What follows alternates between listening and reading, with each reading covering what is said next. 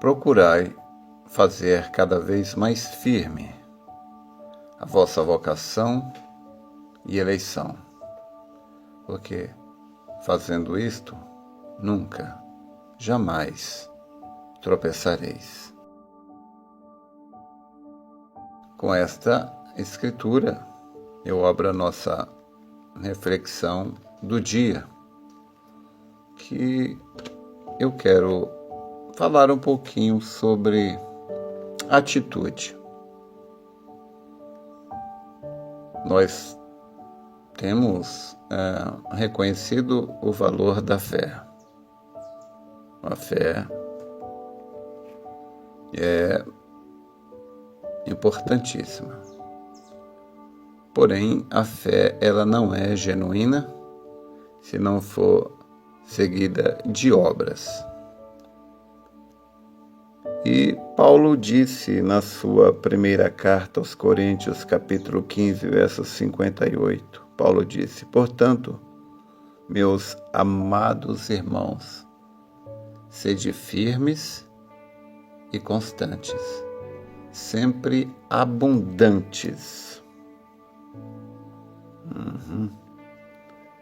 Abundantes na obra do Senhor, sabendo que o vosso trabalho não é vão no Senhor.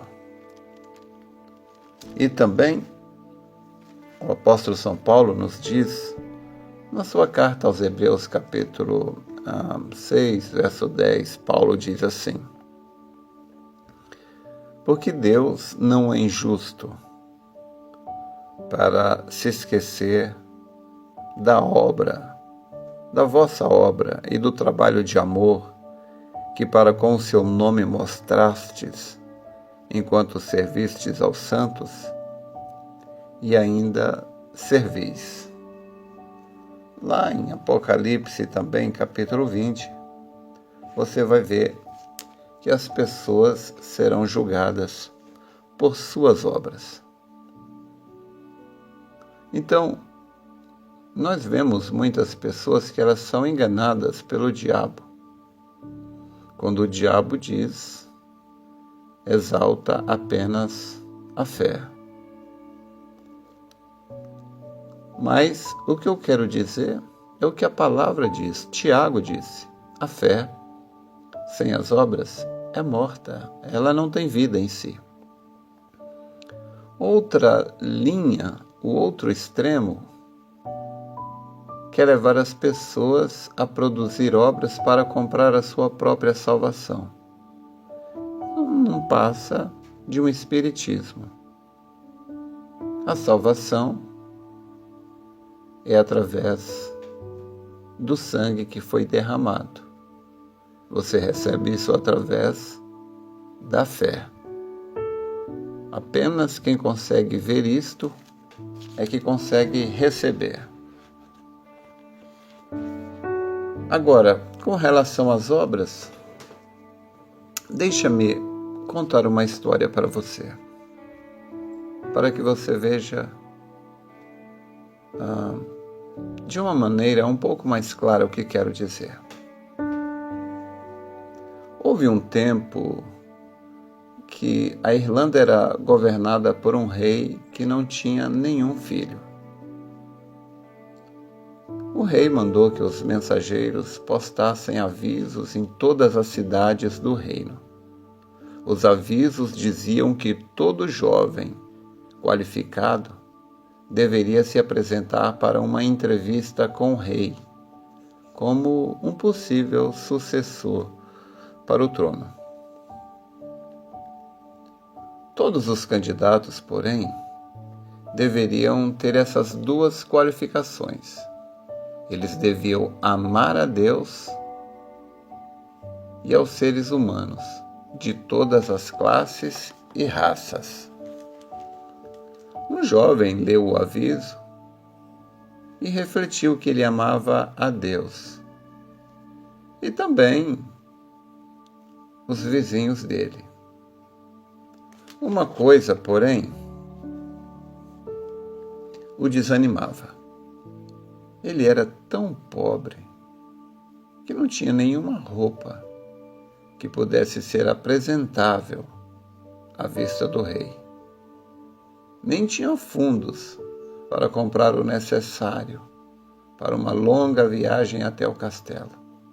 Assim, o jovem implorou aqui e pediu emprestado ali, até conseguir o bastante para as roupas apropriadas e o material necessário para a viagem.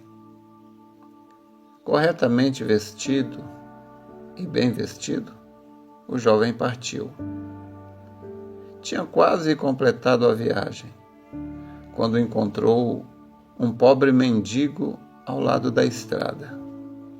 O mendigo estava sentado, tremendo de frio, coberto apenas por trapos esfarrapados.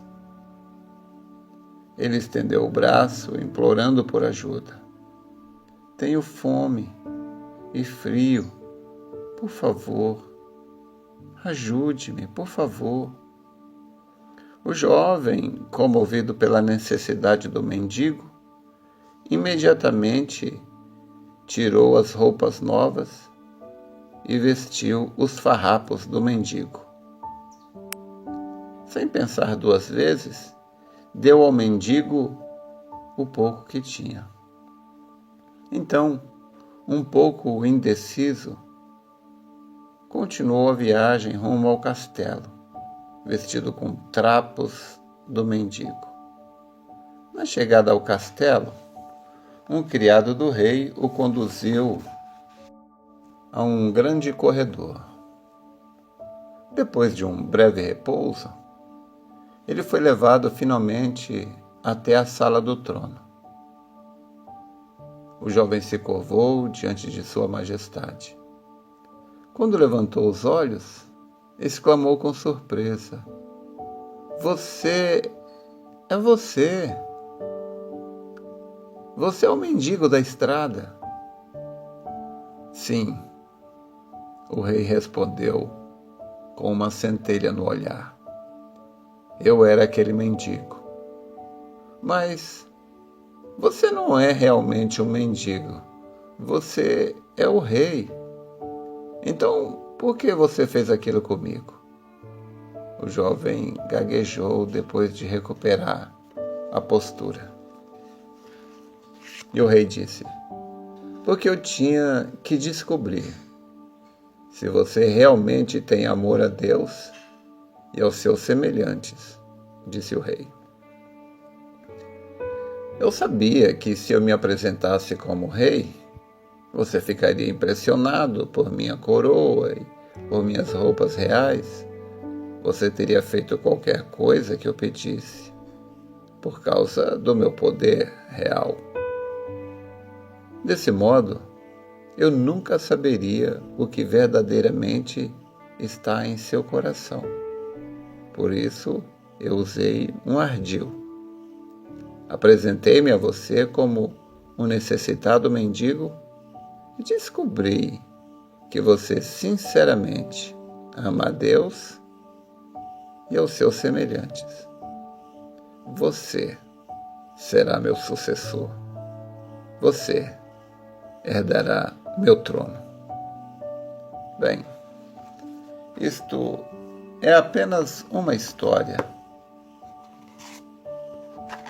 mas isto me lembra uma história que o profeta nos contou, uma história que ele leu há muitos anos, que falava de um nobre rei que amava o seu povo. E ele queria conhecer as dores do seu povo, as suas necessidades. E um dia ele reuniu os seus súditos ali no palácio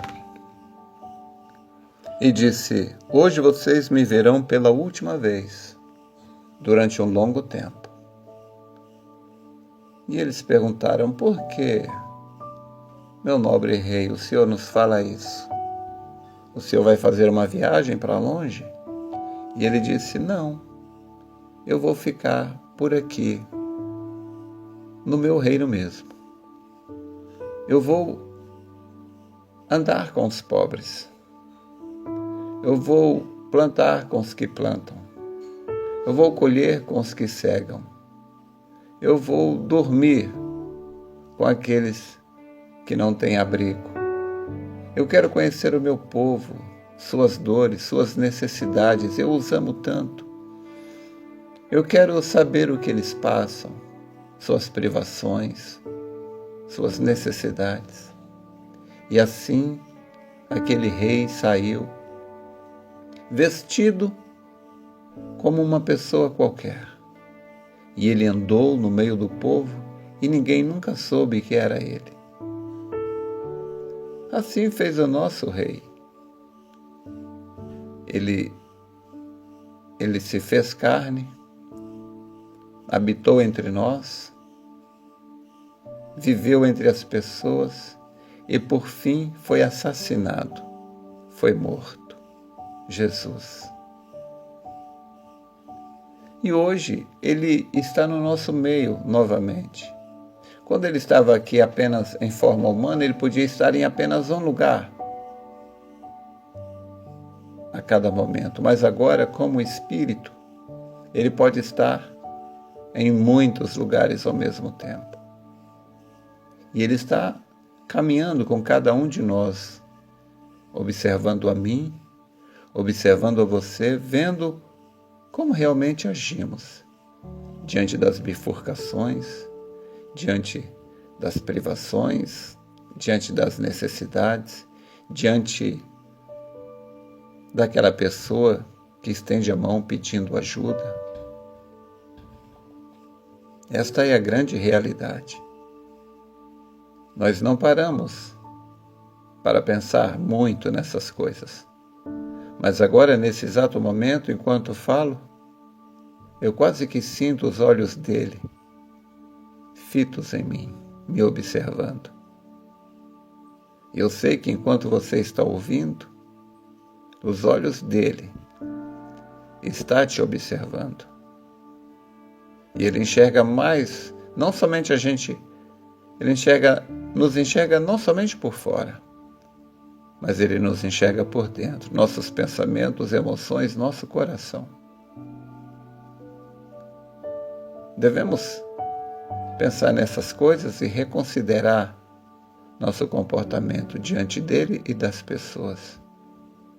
Porque toda a lei se resume em apenas duas coisas: amai a Deus sobre todas as coisas e o próximo como a ti mesmo.